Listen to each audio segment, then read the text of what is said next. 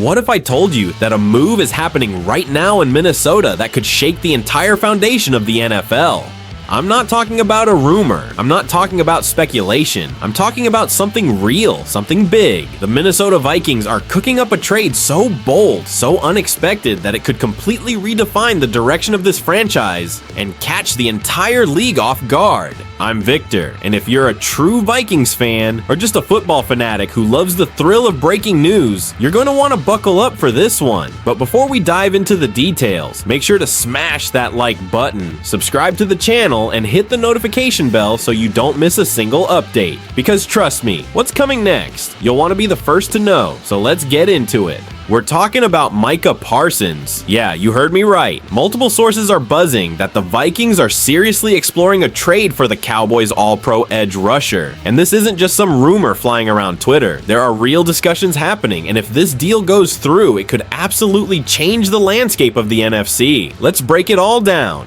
So here's what we know right now. Micah Parsons, the freak athlete, 3X All-Pro, 52.5 sacks in just 4 seasons, is in a contract standoff with Dallas. According to some insiders, the Cowboys are open to moving him if the price is right. And guess who's in a position to make it happen?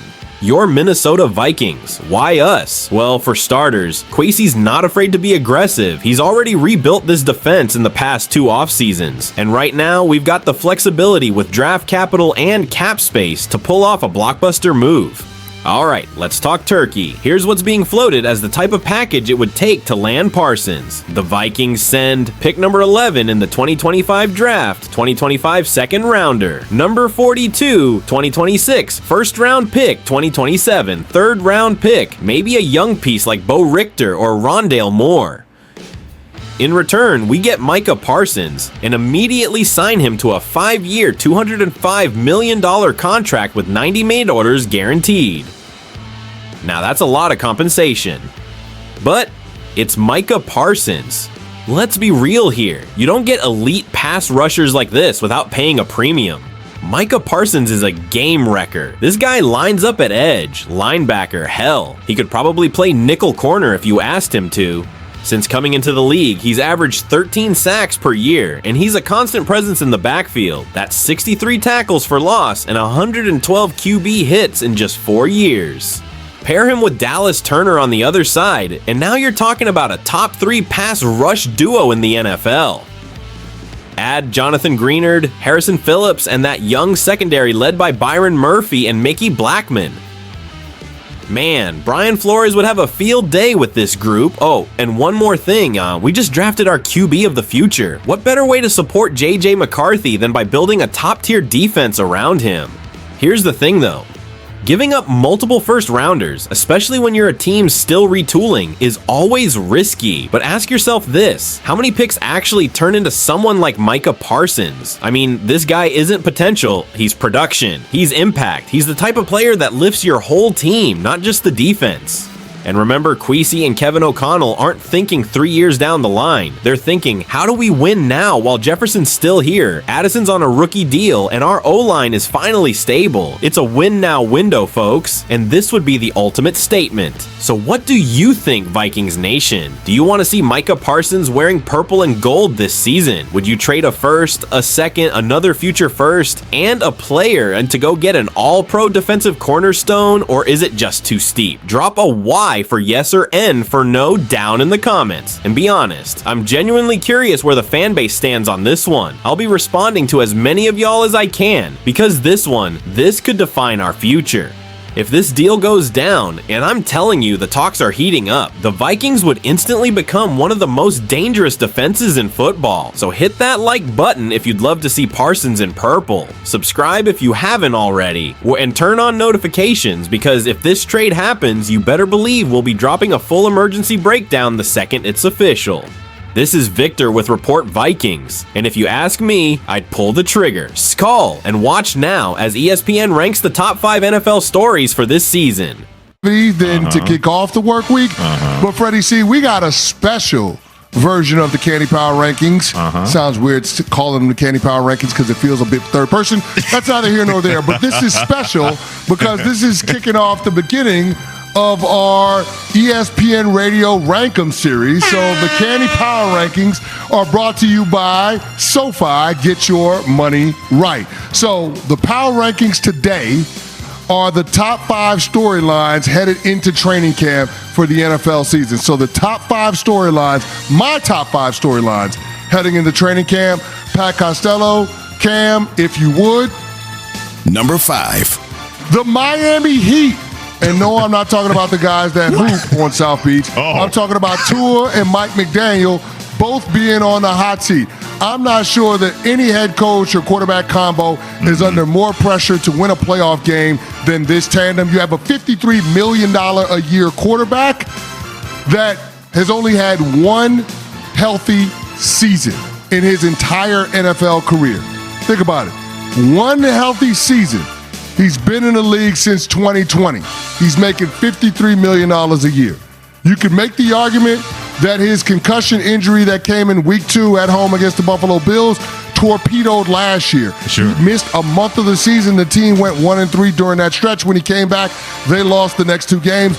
Bing, bang, bow, the season's pretty much over. So the Miami Dolphins, a lot of sizzle, very little substance when it comes to sustained success that leads to winning games when it matters the most. And so now when we look at this head coach quarterback tandem, they have to be under the most pressure to deliver. Because if they don't, Mike McDaniel, pretty good chance he's going to get fired. Tua, pretty good chance that he's going to be replaced. And there's also a good chance that their general manager, Chris Grier, the guy that gave Tua the contract, paying him top of the market money, is going to be out of a job too by season's end, if their season doesn't end with them being in the divisional round or better. Just think how much that this organization could be set back if everything you said, see, is going to come true. If they don't have the kind of season, if all of a sudden it's going to be a complete bust in Miami, then all 3 of those guys could be gone, which means that who knows how long that this could really set you back as an organization with those 3 key positions, and you got to start all over when it comes to Dolphins, a quarterback, head coach, and general manager. No doubt. And what could make things look worse is if Jim Harbaugh in year 2 with the LA Chargers gets Justin Herbert to finally break through, win a playoff game, go on a deep playoff run. You know, the Justin Herbert guy that went 1 pick after Tua. Yeah, man. The quarterback that Chris Grier could have drafted, the one that's been a lot healthier than Tua, relatively speaking. I'm just saying, whole lot of pressure on those guys that play football down in South Beach. Next. Number 4. Contract holdouts. Micah Parsons, TJ Watt, Elton Jenkins from the Green Bay Packers, Terry McLaurin, wide receiver for the Commanders, running back James Cook for the Buffalo Bills, and Trey Hendrickson from the Cincinnati Bengals. Now, I know there are some other guys that are angling for deals, but I wanted to focus on those individuals because those contract negotiations can get a little bit sticky. And zooming in on the Dallas Cowboys with Micah Parsons, we know that Micah is one of the best players in all of football.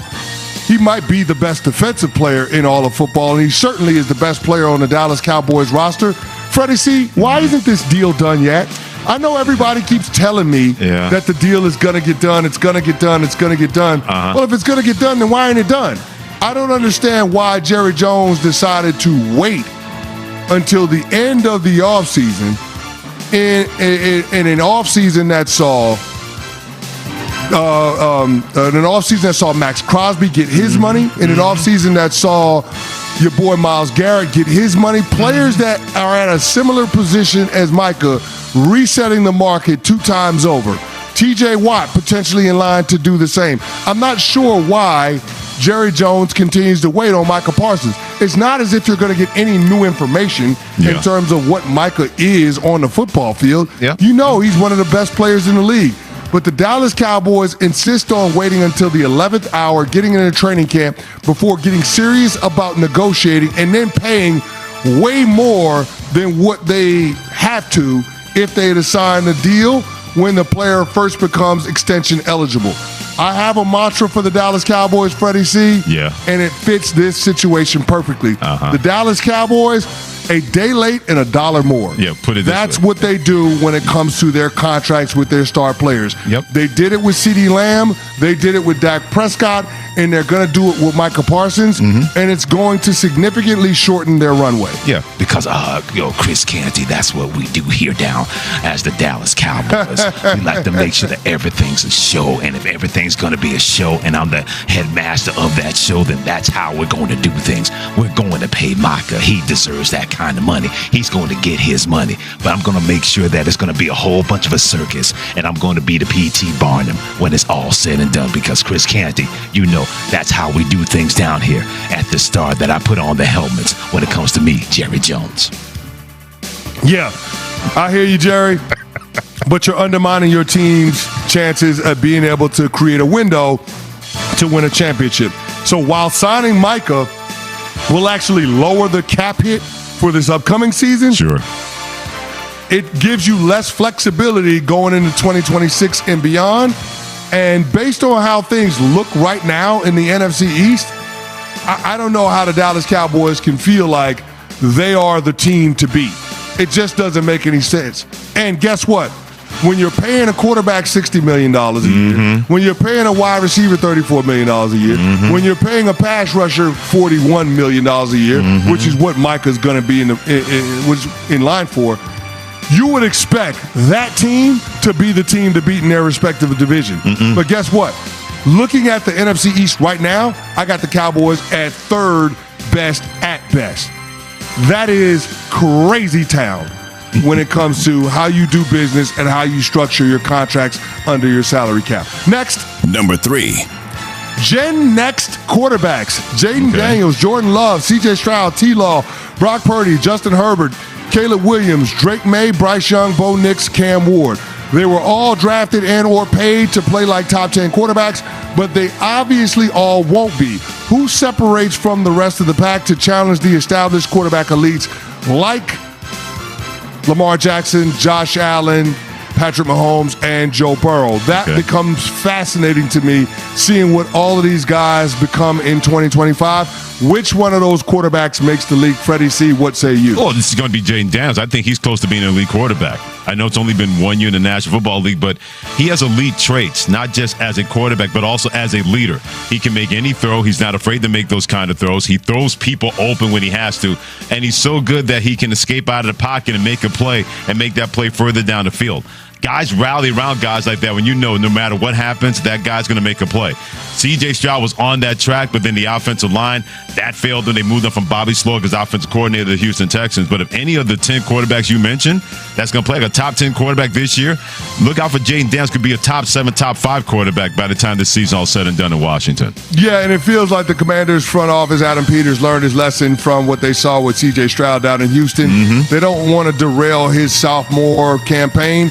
They went out and traded for Laramie Tunsil. They went out and drafted Josh Connolly out of Oregon in the first round. They fortified the tackle positions, the edge of that pocket. The interior trio was already solid. We'll see what happens with Sam Cosmi, that injury that he's dealing with. But I like what the Washington Commanders have in front of Jaden Daniels, which is why people should be bullish on him. Another one of those second-year quarterbacks that we got to talk about is Caleb Williams. Can Ben Johnson get Caleb Williams to live up to the promise that the organization had when they drafted him with the first overall pick? Because we got to remember, the Chicago Bears have an opportunity cost attached to Caleb Williams. That opportunity cost C.J. Stroud. That opportunity cost Justin Fields. That opportunity cost Jaden Daniels. Those are all quarterbacks that the Chicago Bears could have had in lieu of Caleb Williams, but they chose Caleb. So now can Ben Johnson, with a revamped coaching staff, a revamped offensive line, get Caleb Williams to play up to the potential that the franchise had when they drafted him, that the franchise saw when they drafted him with the number 1 overall pick? Next. Number 2. The farewell tour for Aaron Rodgers in Pittsburgh. Is it?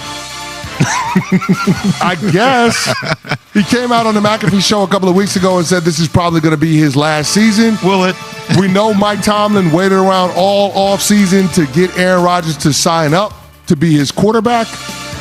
It feels like a desperation move for the Pittsburgh Steelers, and it feels like it was the only move for Aaron Rodgers if he was serious about playing football in 2025. I am fascinated to see how this is going to go. Mike Tomlin always says the standard is the standard. Well, Aaron Rodgers has been well below his own standard for the better part of the last half decade.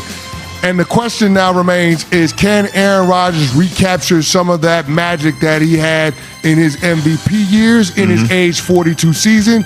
8 Ball says doubtful, but you wonder, with the infrastructure in place, with Mike Tomlin, as great of a coach as he is, can we have a turn back the clock moment for Aaron Rodgers, similar to what we saw from Brett Favre in Minnesota after he left the New York Jets? If it's going to be, I don't think it's going to happen. Yeah, but Freddie C, I'm fascinated by the potential of it. Yeah, because a motivated Aaron Rodgers could be all the fuel he needs to really make a lot of people have egg on their face thinking that this is not going to work. Although I still wonder, if they have a really good season and they get to the playoff CC and they win a playoff game, my spider sense is telling me, my Spider-Man sense is telling me, he'll try to make another go of it in 2026 and not leave unfinished business on the table if they have any kind of season that could be a lot better than people are thinking, with maybe his only year as a Pittsburgh Steeler. All right, these are my Candy Power Rankings, top 5 NFL storylines heading into training camp. Freddie C, we are at number 1. There can only be one number 1. Number 1. The Cleveland Browns quarterback battle. Who's it going to be? Dylan Gabriel, Joe Flacco, Kenny Pickett, or my favorite, Shedeur Sanders? I think Shedeur is the most talented quarterback in that QB room. Joe Flacco has passed it in terms of his prime. Kenny Pickett never had a prime. He's been a failed first-round pick across a couple of stops in the NFL. And then, of course, Dylan Gabriel is the third-round pick this year. But from a physical ability standpoint, from his sheer stature, it's going to be a struggle to see him have success early on in his NFL career. I think Shedeur Sanders got drafted in the 5th round for a whole lot of reasons that had nothing to do with football. And so we'll see who ends up wowing the coaching staff, the front office, and the players in that Browns locker room when it comes to training camp, when guys actually put on pads and when we have real football. What will be undeniable is what those guys see on a day in and day out basis. And Freddie C, I say this all the time. You can lie to a lot of people, but you can't lie to the players that you're in a locker room with. And that goes for guys that you consider teammates. That goes for the players that you have to coach if you're head coach Kevin Stefanski. That goes to the players that you sign and draft if you're general manager Andrew Berry. They can say whatever they want to the media. They can say whatever they want to the fan base. But they can't lie to the guys in the locker room in terms of which quarterback gives them the best chance to be successful. So that's why I am absolutely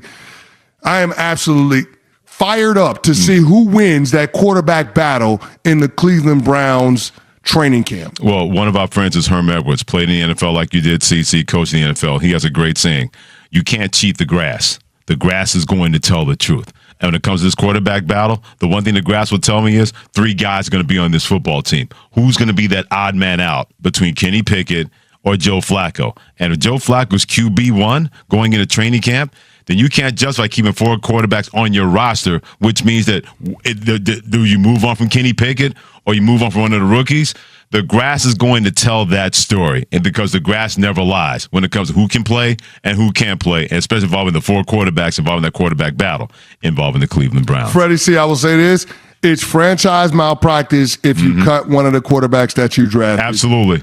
It is franchise malpractice if you carry 4 quarterbacks on your active roster into the regular season. Well, how much malpractice have we seen from the Cleveland Browns since 1999, the quarterback position? Fair enough, but I'm just saying 40. Something is going to have to give when it comes to this quarterback battle in training camp for the Cleveland Browns. There is no doubt. No doubt about that. He's Chris Canty. Hit him on the socials at Chris Canty 99. I'm Freddie Coleman. Hit me in the socials at Coleman ESPN. We are part of Unsportsmanlike, presented by Progressive Insurance and ESPN Radio, the ESPN app, Sirius XM Channel 80 and ESPNU. And only one can win the championship in the NFL, in any sport. But realistically, how many teams have a realistic chance of actually competing for a championship in the NFL? We'll play with those numbers